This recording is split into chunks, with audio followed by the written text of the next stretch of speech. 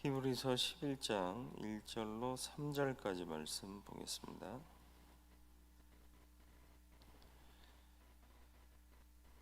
히브리서 11장 1절로 3절입니다. 한 음성으로 같이 읽겠습니다. 믿음은 바라는 것들의 실상이요 보이지 않는 것들의 증거니 선진들이 이로써 증거를 얻었느니라. 믿음으로 모든 세계가 하나님의 말씀으로 지어진 줄을 우리가 아나니 보이는 것은 나타난 것으로 말미암아 된 것이 아니니라. 아멘. 제이비 필립스라는 사람이 Your God is too small 이라는 책을 썼습니다. 당신의 하나님은 너무 작다. 무슨 내용이냐 하면 당신의 인생의 크기는 당신이 믿는 하나님의 크기와 같다. 하나님을 크게 믿는 자는 당신의 인생도 클 것이다. 이런 말을 하고 있는 거죠. 결국 내 믿음이 내 인생을 결정하는 거예요. 이 크다라는 게 물질적 가치라고 오해하지 마세요. 물질적 가치나 세계 인생에 있는 이 세상의 가치가 아니라 무한하신 하나님의 가치다.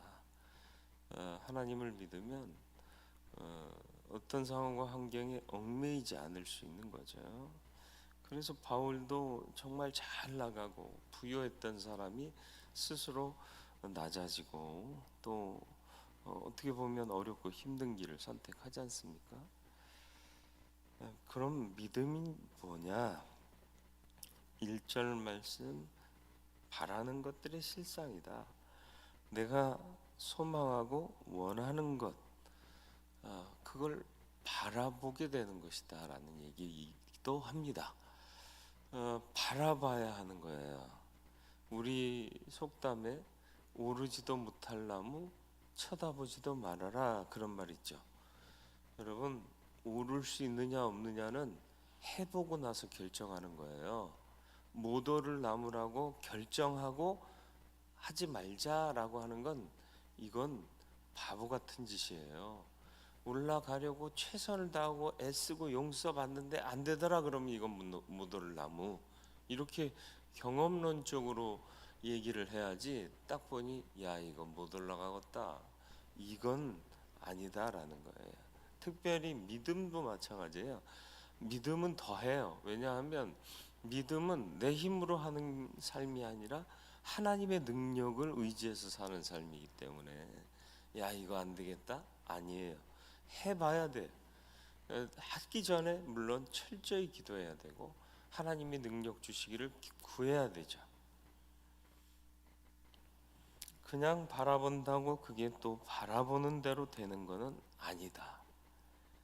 눈을 들어 바라보면서 바라는 것을 가지고 하나님의 능력을 구하는 기도를 해야 되고, 우리가 간절히 기도하면 어느 순간에 마음속에 확신이 들어요.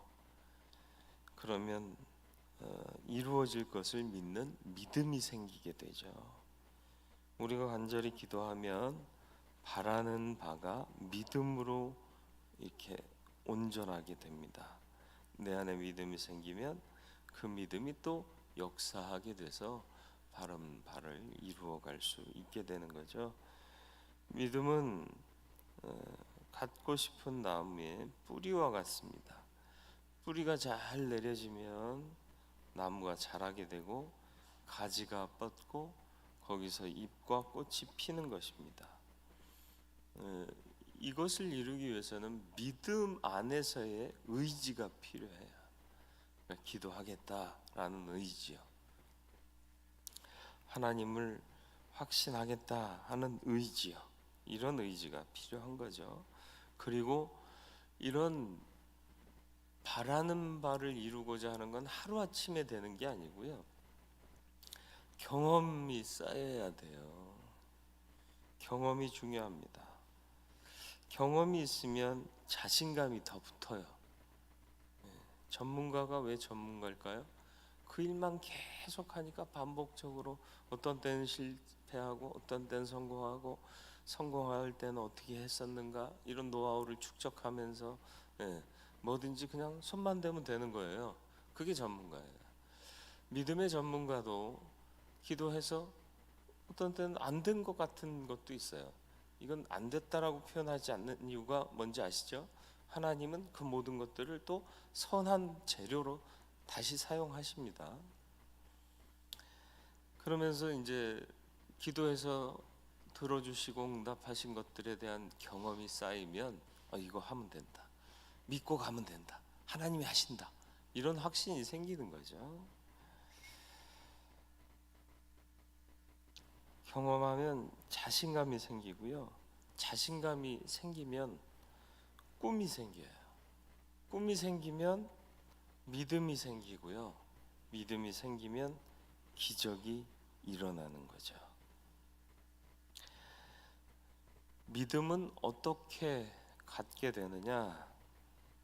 말씀 속에 있습니다. 3절 믿음으로 모든 성경이 하나님의 말씀으로 지어진 줄을 우리가 아나니 그랬습니다. 세상의 기초도 말씀입니다. 믿음의 기초도 말씀입니다. 말씀은 들어야 됩니다. 소리내어 읽어 듣기도 해야 되지만 선포되는 말씀도 들어야 되죠. 로마서 10장 17절 다 하는 말씀. 믿음은 들음에서 나며 들음은 그리스도의 말씀으로 말미암았느니라. 내 주변의 상황과 환경을 바라보면 오히려 믿음이 떨어져요. 주변과 상황 보지 마시고 말씀을 오히려 보시길 바래요. 그러면 믿음이 생기고 그 믿음이 더욱 강해질 줄 믿습니다. 하나님의 말씀을 가까이 하라. 열심히 듣고 치열하게 말씀을 읽어라. 그럴 때 내 안에 믿음이 강해지고 믿음이 강해지면 더 큰 기적과 능력을 경험하게 될 줄 믿습니다. 상황과 환경을 보니까 자꾸 위축되고 떨리게 되고 그러다 보니까 자꾸 계산부터 하게 되고 믿음으로 도전을 못하는 거예요. 못 오를 나무가 없는데 자꾸 저건 못 오른다고 그러는 이유가 뭐예요? 기도 안 하니까. 아니, 말씀 안 보니까, 상황과 환경을 보니까. 내 믿음대로 될지어다. 주님은 항상 말씀하셨네요. 네 노력한 대로 될지어다. 네 공부한 대로 될지어다. 네가 잘난 대로 될지어다 라고 하신 적이 없습니다. 믿음이 얼마나 우리의 운명을 좌우하는 큰 요소인가를 주님 말씀 속에서도 찾아볼 수가 있습니다.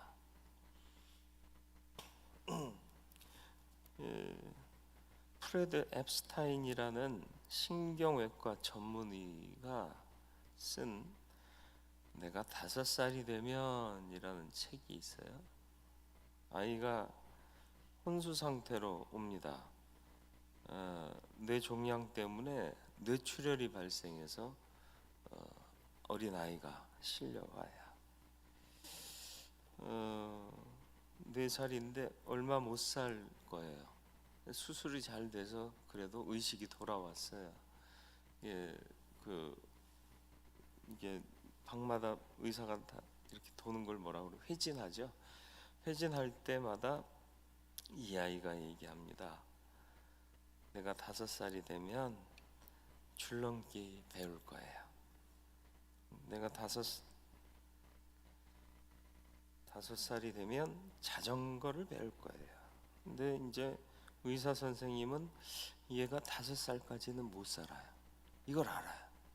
근데 아이는 항상 의사 선생님이 오기만 하면 난 5살이 되면 줄넘기를 배우고 자전거를 배우고 또 뜀뛰기를 할 거예요. 이런 얘기를 합니다. 의학적으로는 분명히 1년을 못 살 아이였는데 5살이 돼요. 그리고 6살이 되고 30살이 되고 지금도 살아있다는 거죠. 이게 믿음입니다. 의학적으로는 안 된다 그랬지만 자기는 꿈을 꾸는 거예요. 믿음대로 될지어다. 물론 다 되는 건 아니에요. 하나님의 뜻 안에서예요. 그러나 시도조차 안 하고 못 오를 나무, 맞아, 나는 여기서 끝이구나, 포기하는 건 믿음이 아니다라는 거예요. 끝까지 하나님이 어떤 길을 주시든 그걸 믿음으로 받을 수 있는 마음을 가지고 도전하고 하늘의 능력을 구하고 그렇게 살아가는 것이 믿음이다. 이런 믿음이 우리에게 있을 때 우리도 이것으로 증거를 받는 삶을 살게 될 줄 믿습니다. 저와 여러분들이 참 믿음의 사람이 되고 환경이 아닌 말씀 속에서 확신 갖고 믿음대로 될 삶을 살아가는 믿는 자 되기를 주님의 이름으로 축원을 드립니다. 거룩하고 자비로우신 아버지 하나님, 믿는다 하면서도 정작이 우리는 과연 믿음을 갖고 살고 있습니까? 못 오를 나무 쳐다보지도 말라는 말대로 정말 우리는 오르지도 않고 포기하고 있지는 않습니까?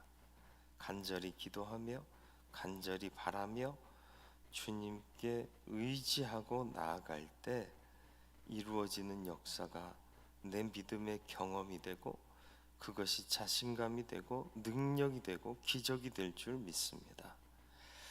믿음은 말씀 속에서 찾을 수 있겠습니다. 상황과 환경에 눈 맞추지 말고 하나님 말씀에 눈 맞추는 자 되게 하여 주시어서 확신 가운데 인생 살아가게 하여 주시옵소서. 우리의 믿음대로 되어질 줄 믿습니다. 더 큰 믿음 주시어서 우리가 인생의 한계에 빠지지 않고 갇히지 않고 참 자유한 자로 인생 살아갈 수 있도록 인도하여 주옵소서. 오늘 하루도 주님이 주시는 믿음으로 승리한 하루 살기를 소원하오며 예수 그리스도의 이름으로 기도드리옵나이다. 아멘. 하늘에 계신 우리 아버지,